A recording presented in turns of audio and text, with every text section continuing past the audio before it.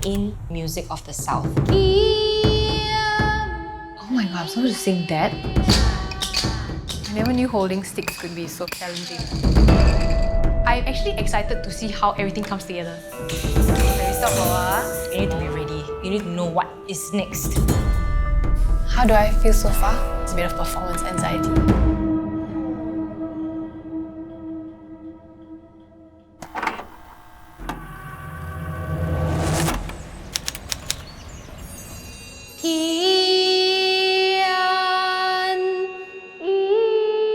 Oh my god, I'm supposed to sing that?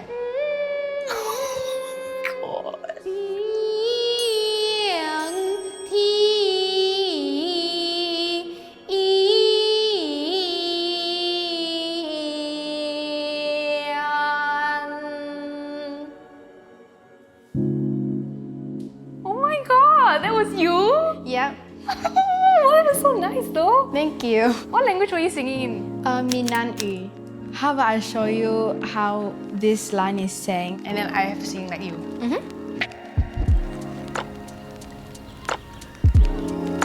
So usually how we do teaching for the vocals is we will go through about two words at a time, and then you will just repeat. Okay, this Okay. is nervous excitement.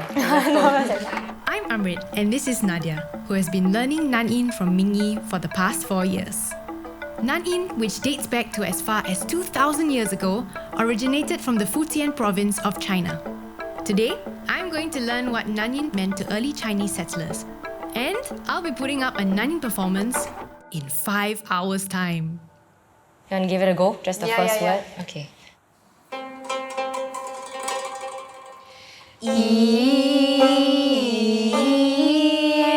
Okay, good. Can we move on? Yeah. So what's the progress like for somebody who's learning Nanyin? Does everyone have to start off with singing first?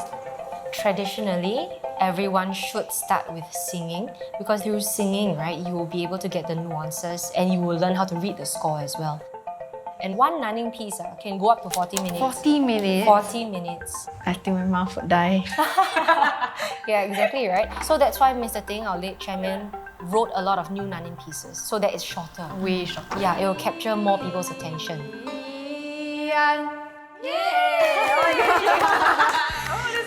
Good job, yeah. You're quite a fast learner, I would say. I am. Thank you. I think I have the best teachers in the world. Oh, thank you.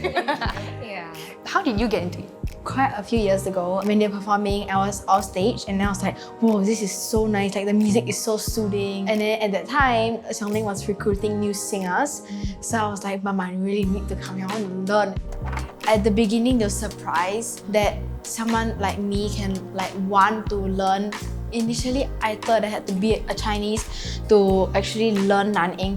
But I realized that being raised in a Chinese family, I feel like even though I'm not a Chinese, I feel like I'm a Chinese. Are people surprised when they see you on stage? Yes, I heard a lot of people saying like, whoa, you're not Chinese but you learn this. It makes me feel proud that I learned a traditional music and traditional culture that not many people would know about. Yeah, I can really sense that you're very proud and happy to be part of this. Yeah, she's about super, this art form, yeah. You're super passionate about it. That's very good. Yeah. Next, I'm learning one of the most challenging Nanyin percussion instruments.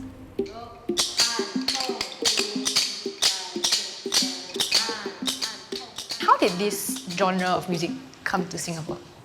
So when the people from the Fujian province were migrating over to Singapore, they brought over their instruments as well. So when they miss their home, they just take out their instruments and they'll play together in their small groups. So I think for them, the importance then was kind of forming a community on their own. To also like get a sense of, shared. Yeah, shared interest, Interest and- and a sense of home away from home. Yeah. Am I confident about the performance later? Yes, I am. It will not be just me and Nadya playing the instruments. It will be like 4 other people playing different instruments at the same time. So it will be cool to see how everything comes together. Yeah.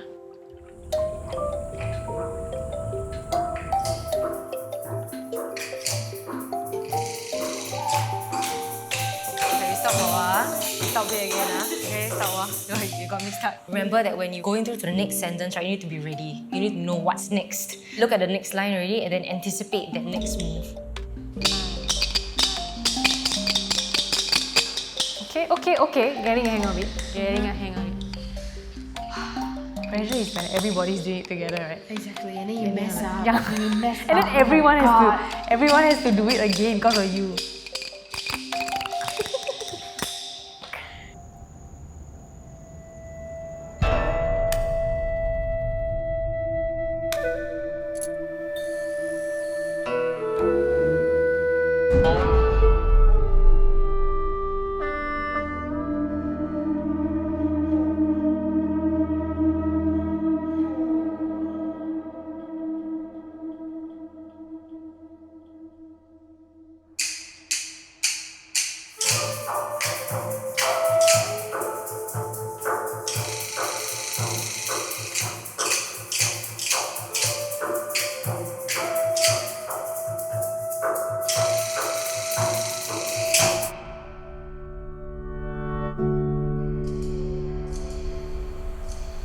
With every generation, there will be a worry whether or not the music can be passed down to the next generation.